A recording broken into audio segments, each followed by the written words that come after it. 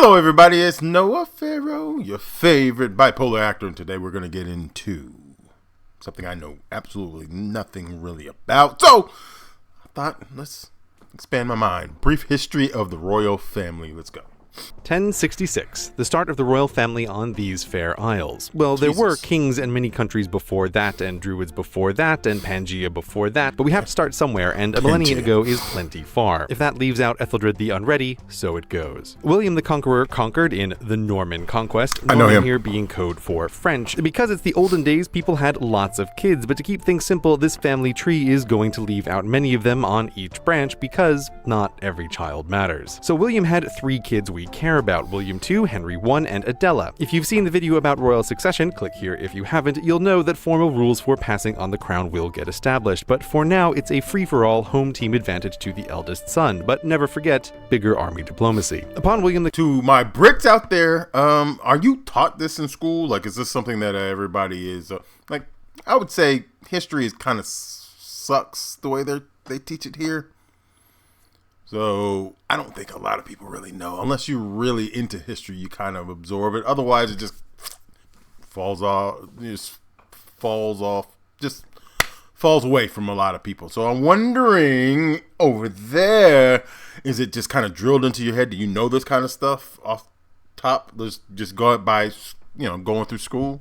I feel like you might. I mean, there's a lot. Our history ain't shit. Conqueror's death, William II became king. William II didn't marry, and on a bro's day out with Henry, died in a hunting accident that gave Henry I the crown. Henry I had at least 26 children, of which only 2 were 100% legit. He declared his daughter would rule next after his son died in a shipwreck, and swore his knights to honor Empress Matilda by crossing their hearts, hoping to die, sticking a needle in their eye. But when Henry I died while Matilda was in France, many ignored this while her cousin, Stephen, raced to Westminster using faster army diplomacy to get coronated first. Empress Matilda did eventually return and start a decades-long civil war that was pretty much a stalemate because turtling in the 1100s was an effective RTS tactic. While she did rule part of the island, as Matilda never had an official coronation, her monarchical status is disputed. Now, as Stephen's children were either dead, disinterested, or a nun, his crown went to his nephew, Henry II, who had 4 sons: Henry the Young, Richard the Lionheart, King John, and Jeff. Guess who died before his turn? Henry II saw the history thus far of conquering, assassination, maybe usurpation, attritional war, and decided waiting until after the death of the current king before sorting out the next king didn't work. So Henry II changed the system and crowned Henry the Young co-king with him, invoking the rule of 2. 1 is none. 2 is 1. If it's important, you need a backup. It was a good plan for stability, helped by the young king's popularity, but unfortunately the apprentice rebelled against the master, rallying his brothers, which resulted in another civil war of disputed monarchs, during which Henry the Young died of dysentery, Henry the Elder died of fever, and Richard I took the crown. After Richard came John and 4 eldest son successions in a row. John to Henry III, insert Magna Carta here, to Edward I, Longshanks to Edward II, to Edward III. Actually, Ed II was overthrown by Isabel of France, aka the She-Wolf of France, aka his wife. After deposing her husband, she acted as regent for their son. Every one of these arrows glosses over a bit of complexity.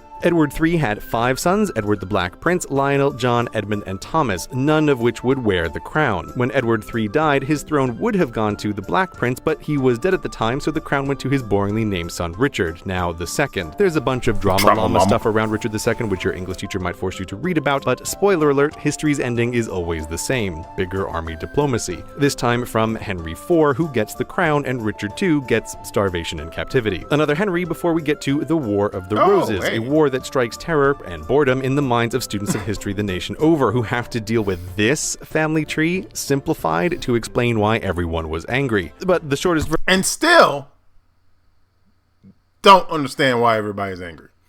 It's more complicated than World War I. What happened? What's going on? Why y'all so mad? Can we all get along?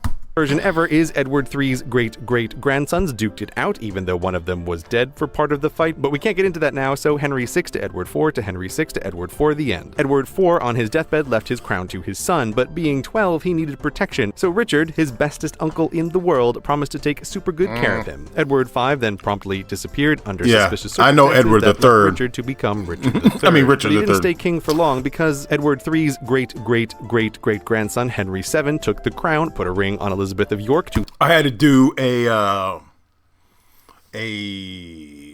play, King Richard, stage play of King Richard.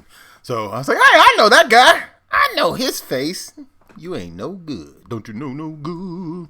Locked down that royal legitimacy, and then sired Henry VIII, splitter of churches and ladies. Henry VIII thought it was high time to formalize the rules of inheritance, so he wrote them out in his will, basically saying oldest boys first, girls only if there aren't any boys. And Parliament approved the rules, which should have made everything neat and tidy, but we're about to enter the really messy time. Because Henry's son lived just long enough to screw it up, inheriting the throne at 9. There was, of course, a scheming protectorate running things, yet he still declared at 15 that his father's rules were dumb and his sisters were dumb, and that his first cousin once removed, Lady Jane Grey, should be the next monarch instead. Then he died and Lady Jane Grey became queen at sweet 16. Sort of, in a disputed status way, for 9 days, until beheaded by Mary, the first really, truly, officially, nobody doubts it queen. Mary didn't have any kids and passed the crown to Elizabeth I, who became the second queen in a row.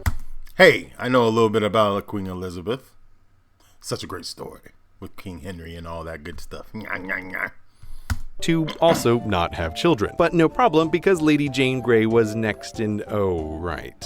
Now this is the point at which we acknowledge Scotland exists. They'd been doing their own royal thing, which for our purposes joins the English branch, where Edward III's great-granddaughter married into it in the 1400s, and then goes James, James, James, James, James, Mary Queen of Scots, James, bringing us back to the 1600s. Henry VIII's sister, importantly, also married into this line of the family, giving it English legitimacy points in the eyes of the English Parliament, which asked to borrow Scotland's James, making him king of 2 countries, with 2 numbers in his name depending on where you're counting from. James had a son, Charles I, and you might think this unification of the monarchs means the very messy time is over. But no, because Cromwell. Cromwell didn't like kings and beheaded Charles I, declaring no royals no longer, making himself the Lord Protector, which was in no way like a king, even though he was in charge and it was a hereditary office passed to his son. But the Cromwells didn't last, mainly because his son was a fancy country squire who didn't follow Rule 0, keep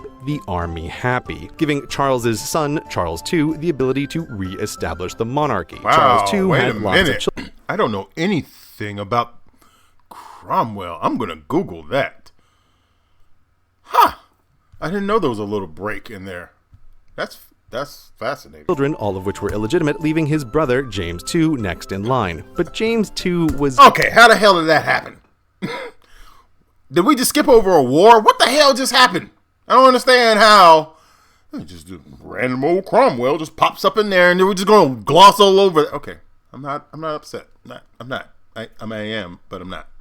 Catholic, and ever since Henry split the church, Catholics had terrible approval ratings. But conveniently, he had nice Protestant daughters, one married to a Dutch prince, who by the nature of these things was the grandson of Charles I. Bonus English legitimacy points, plus who doesn't like the Dutch? With James so unpopular and William and Mary so popular, the army and nobles pretty much invited the royal couple to invade, and James too fled. William and Mary ruled as co-monarchs, but without children, the crown went to Queen Anne, who also didn't produce any heirs, though not from lack of effort. She was pregnant 17 times. Again, finding themselves with a no royals no longer situation, Parliament decided it was really truly seriously the time to sort out the rules of inheritance, to avoid pretenders from every branch of this messy tree fighting over the crown. Parliament did a royal reboot to clear the cruft, defining Sophia... I'm thinking them slaves didn't like the Dutch much. Had to go after it. Hanover, the granddaughter of James dual numbers, to be the new starting point for all claims to the crown. These rules finally stuck, thus ending the very messy time. George I, son of Sophia, was the first king under the new rules, then his son George II to George III, and even though he lost America and his mind, never fear, the rules are here, so the crown continued to calmly descend the family tree, going to George IV, who didn't have any surviving children, to William IV, who had 10 children, all illegitimate, then passing through his dead younger brother to Queen Victoria, who started her reign in 1837 and made it to just over the finishing line of the 20th century, which is a doubly impressively long time given the state of medical technology then. After the end of her age, the crown went to her son, Edward VII, to George V, to Edward VIII, who finally breaks up this neat and tidy and somewhat boring line of succession by committing a scandal, marrying a commoner, an American commoner divorcee twice over. Damn right! Actually, we infiltrated. I know that story too. Gotcha. are you? From Jersey or some crazy shit. How the hell did you get in here?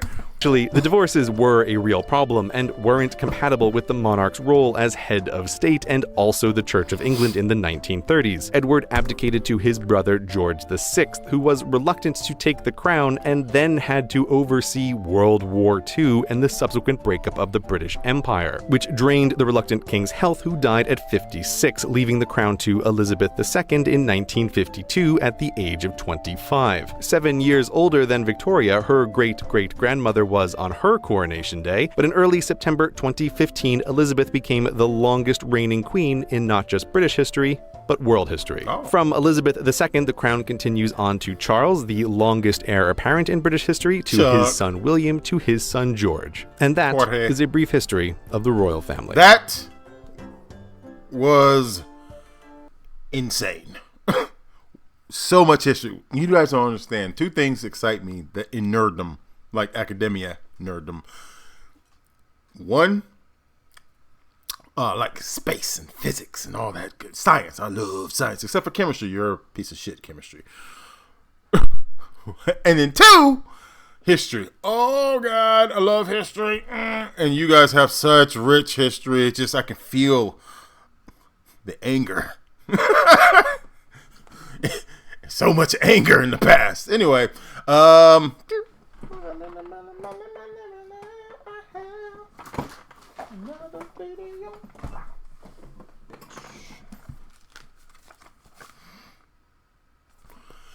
make sure you check out my other video. It's going to pop up right now. And like, subscribe. See you next time. Later, Gator. Banana.